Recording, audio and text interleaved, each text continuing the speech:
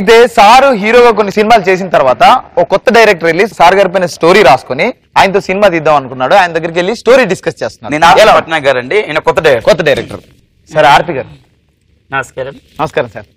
Sir మీ మీద story రాసుకున్నాను sir. నా మీద రాశారా?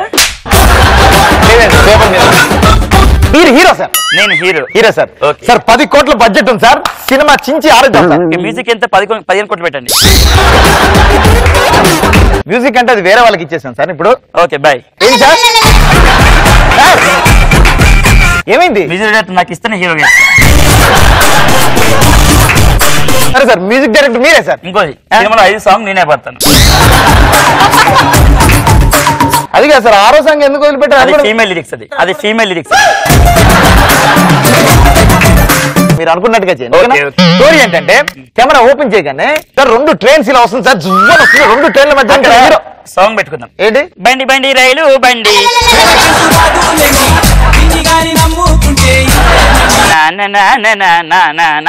నాన్న రాలే సార్. సరే హీరో ఎగిరిలా బ్లాస్ట్ కాగానే హీరోయిన్ కనిపెట్టారు. హీరోయిన్ పేరు సావిత్రి సార్. లేదు. ఏం సార్? రత్తాలు పెట్టు. ఎందుకు సార్? రత్తాలు రత్తాలు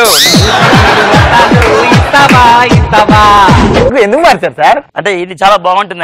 సరే సార్ ఓకే అలా వచ్చింది సార్. హీరో హీరోయిన్ ఇద్దరు లేచిపోయారు. ఎక్కడికి వెళ్ళారు తెలుసా? హైదరాబాద్కి వెళ్ళారు. లేదు.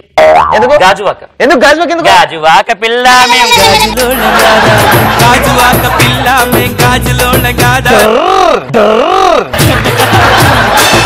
Last time sir bike start చేశారు మధ్యలో ఇప్పుడు వర్షం పడుతుంటుంది సార్. పెద్ద ఫైట్ సీన్. విలన్ వస్తాడు మీరు వస్తారు, విలన్ వస్తారు మీరు వస్తారు, విలన్ వస్తారు మీరు వస్తారు. సాంగ్ పెట్టుకుందాం. వానా వానా వానా నీలాకాశంలోన నీతో చిందేసి ఆడనా నానా నానా నానా. ఆర్పి పట్నాయక్ గారు తీసిన సినిమాలో సోషల్ కాజ్ ఎక్కువగా ఉంటాయి. ఇలా బ్రోకర్ సినిమా తీశారు, సూపర్ హిట్ అయిపోయింది. బయట రోడ్ మీద నడుచుకుంటూ వెళ్తాను, మామూలుగా షాపింగ్ వెళ్తున్నారు. అప్పుడు ఒక అభిమాని సార్ ఆర్పి పట్నాయక్ గారు మీ బ్రోకర్ అదిగా సార్ మీ బ్రోకర్ సినిమా చాలా బాగుందని చెప్తున్నా సార్. ఒక సెల్ఫీ సార్ ప్లీజ్. తీసుకో తీసుకో. సార్ ఏం చేస్తున్నారు సార్ మీరు? ఫోన్ ఇస్తున్నా. పాట పాడండి. పాట ఎందుకు? ఆర్పి పట్నాయక్ గారు పాట పాడుతున్నప్పుడు ఒక సెల్ఫీ తీసుకున్న ఫ్రెండ్స్ ఫేస్బుక్ లో పెడితే లైక్ పాడండి సార్. నీ స్నేహం రాదు అని ఏదలో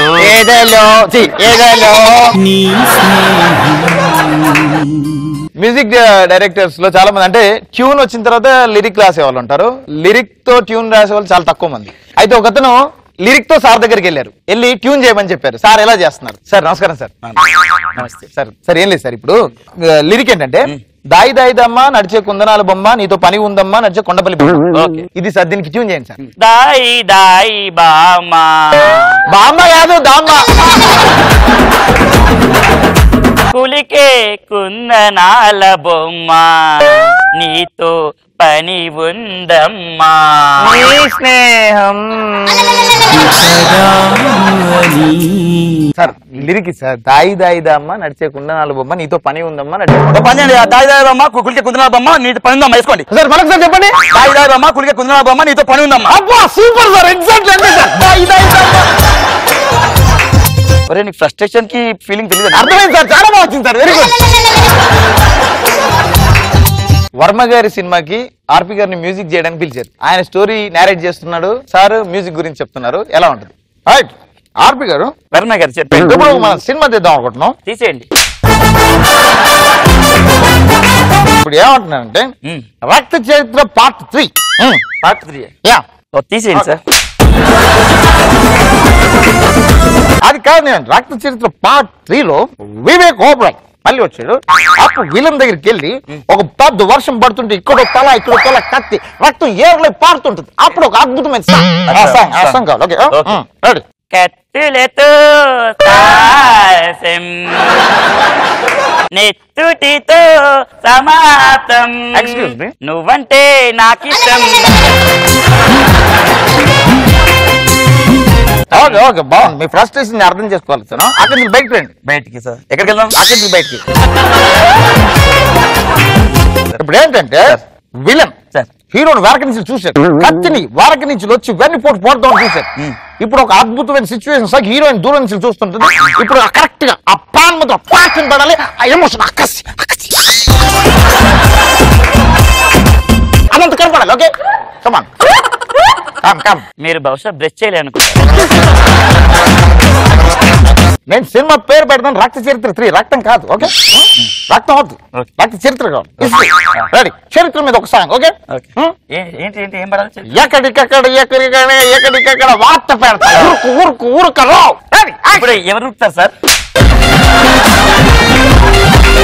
నేను కాదే, హీరో ఉరుకుతుంటాడు. Okay okay ready ready ready action. అక్కడికి ఎత్తిన తలను నరికేటప్పుడు ఆకాశి కనిపించాలి కదా, ఓకే. నువ్వంటే నాకు ఇష్టం.